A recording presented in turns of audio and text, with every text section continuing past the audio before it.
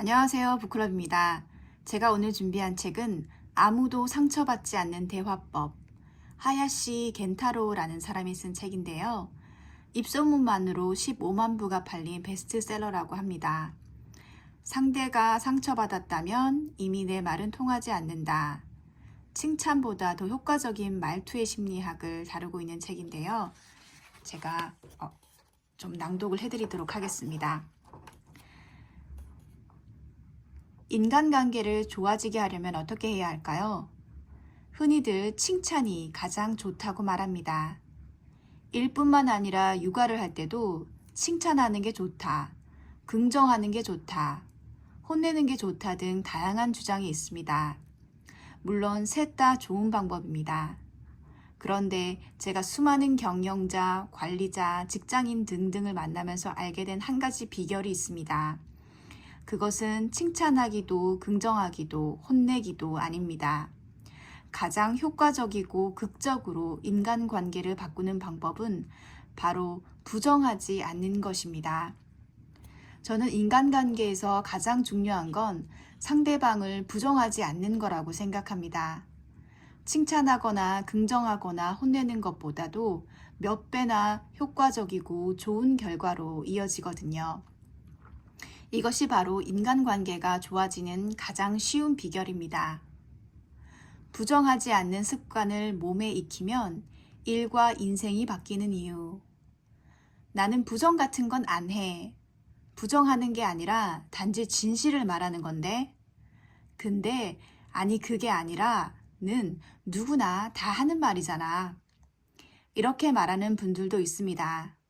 실제로 대부분의 사람들은 자신이 누군가를 부정하고 있다는 사실조차 지각하지 못합니다. 오히려 다 너를 위해서 하는 말이야 라고 무심코 내뱉죠.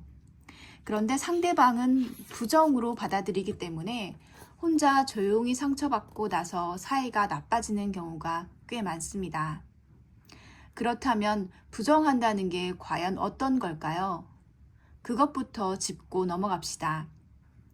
이 책에서 말하는 부정은 사람들이 평소에 자주 쓰는 근데, 아니 그게 아니라 같은 부정어만을 뜻하지는 않습니다. 상대방의 말과 생각, 행동의 결과를 인정하지 않는다. 상대방의 말이나 의견을 무시하고 듣지 않고 말을 자른 후 다른 이야기를 한다. 상대방의 실수나 실패를 비난한다. 고민 상담 등을 할 때 진지하게 듣지 않는다. 바로 이런 것들이 상대를 부정하는 행동들입니다. 뭐야, 이런 것도 부정이라고? 이렇게 생각하는 분들도 있겠지만 상대방의 입장에서 이런 말과 행동을 대면하면 무의식적으로 부정당했다고 느끼게 됩니다. 물론 부정하는 사람들도 무의식적으로 행동하는 경우가 많습니다. 자신도 모르게 부정하는 습관이 몸에 배어 있는 거죠. 이 때문에 무의식적으로 부정하는 습관을 부정하지 않는 습관으로 바꾸기만 해도 인간관계는 극적으로 좋아집니다. 대인관계에 대한 고민의 상당 부분이 저절로 해결된다고 장담할 수 있습니다. 부정하지 않는 대화법에는 다음과 같은 장점이 있습니다. 누구를 만나도 쉽게 호감을 얻을 수 있다. 누군가에게 원한을 사지 않는다. 함께 있으면 편안한 사람이 된다. 부정당하지 않는다는 믿음이 있으므로 허심탄회하게 의견을 말할 수 있다. 건설적인 토론이 가능해진다. 상대방의 자기 긍정감이 높아진다. 내가 팀장이라면 팀원이 성장하는 계기를 만들어줄 수 있다.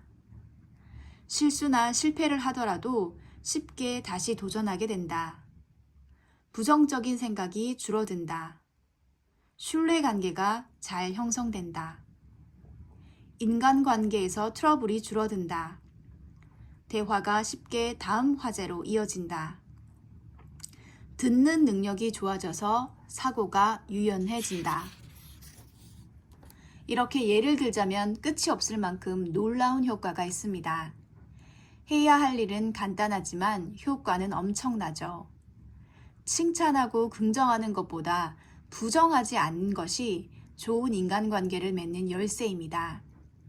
그런데 나도 모르게 부정하는 습관이 배어 있다면 고치기는 쉽지 않을 것 같은데. 물론 이렇게 느끼는 분들도 있겠죠. 바로 이런 분들을 위해 이 책을 썼습니다. 괜찮습니다. 부정하지 않는 것은 기술입니다. 누구나 마음만 먹으면 이 기술을 몸에 익힐 수 있다는 말입니다. 우선 부정하지 않는 대화법을 이해하고 누군가와 이야기를 나눌 때 그 핵심 메시지에 의식을 집중하면 어느새 부정하지 않는 습관이 몸에 밴 자기 자신과 만날 수 있을 겁니다. 그렇게 되면 당신의 인간관계는 극적으로 변합니다. 감사합니다. 오늘 소개해드린 책은 아무도 상처받지 않는 대화법이었습니다.